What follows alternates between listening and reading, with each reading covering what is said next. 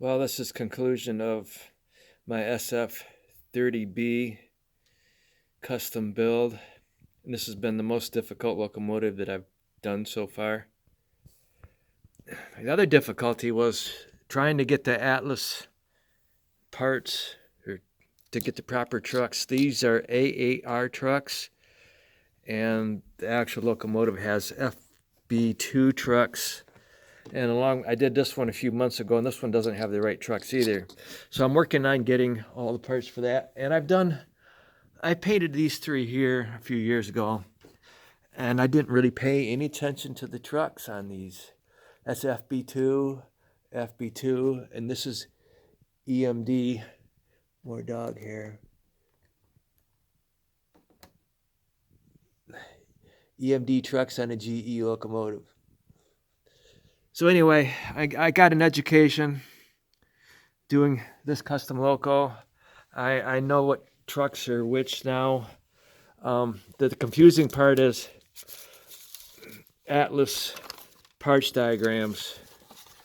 It seems like the numbers are hard. It's hard to find parts, and the numbers don't match what they're supposed to be. I called Atlas and I said, yeah, our numbers on our parts diagrams are wrong, and they blamed the Chinese. They blamed China for it. You know, that's a cop-out.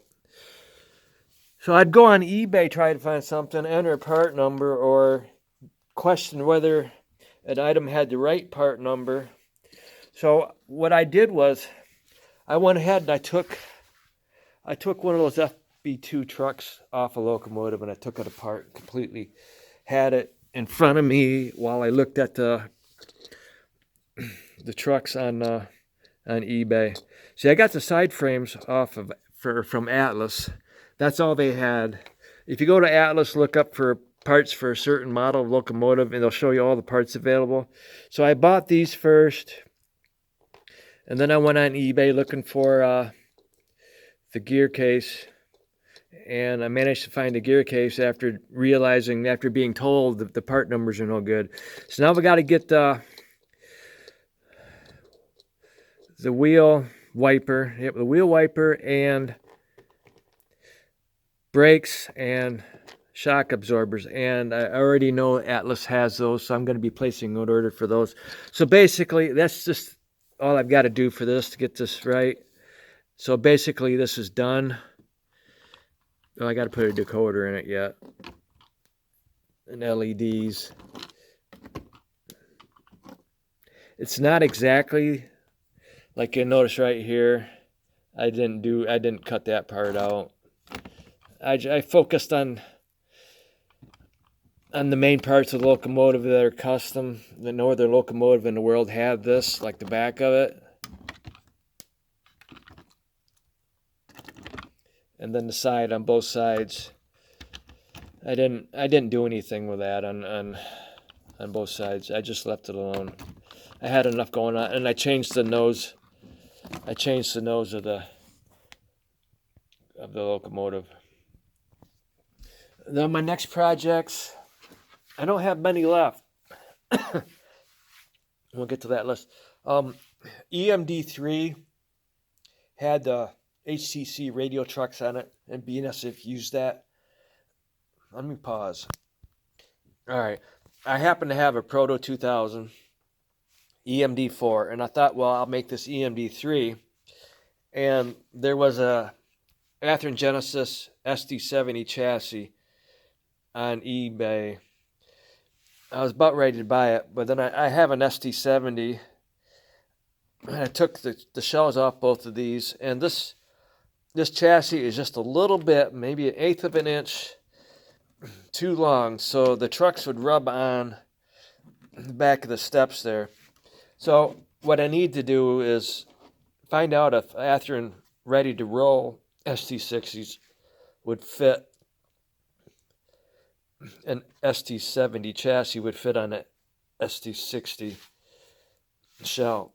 And another project,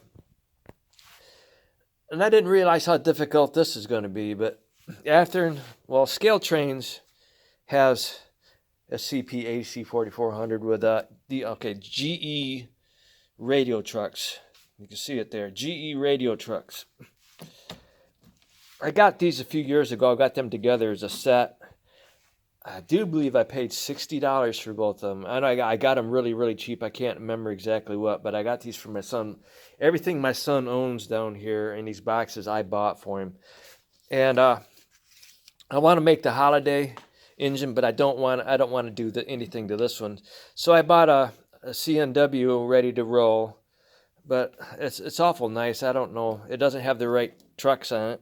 So I think I'm going to wait until I can get one of these off eBay for $100 or less. My goal for every locomotive I do is under $100. And I got these decals from Circus City Decal, and I went ahead and I bought some data sheets, your data labels, and warning labels. I don't like them. The film is one big film, and you got to cut really close to the decal you want to use, and everything is blurry. I don't have that issue with micro scale decals. I thought I'd try Circus City decals for a change, but I've been using these on a lot of my locos, and the letters are crisp. Even if it's really, really small decal, the letters are crisp and it's not blurry. So I like micro scale, but these here on the internet, you thought, well, is it just the internet? Is it my computer? No, it's the decal. See how blurry the letters are? So I won't buy any more decals from them, but they're the only ones that make this. So that's what my next project's anyway. And then I did this locomotive a few years ago. It's a GP30. I painted this one.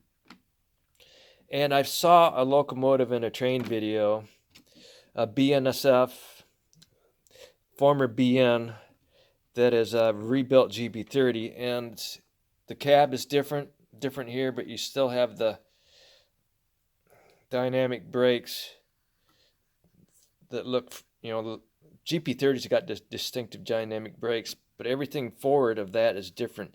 So I'm going to rebuild one of those, and I see Scale Trains has one available. But you guys, I don't buy Scale Trains. You guys are wasting several $100s on a model, and you really need to have your heads examined. You can build something and get the satisfaction of saying, hey, I built that. Hey, I built that. You know what I'm saying? And it's so much more satisfying to say, I built that. I built that. Okay? Rather than just buying something and shelling out money and have buyer's remorse later on.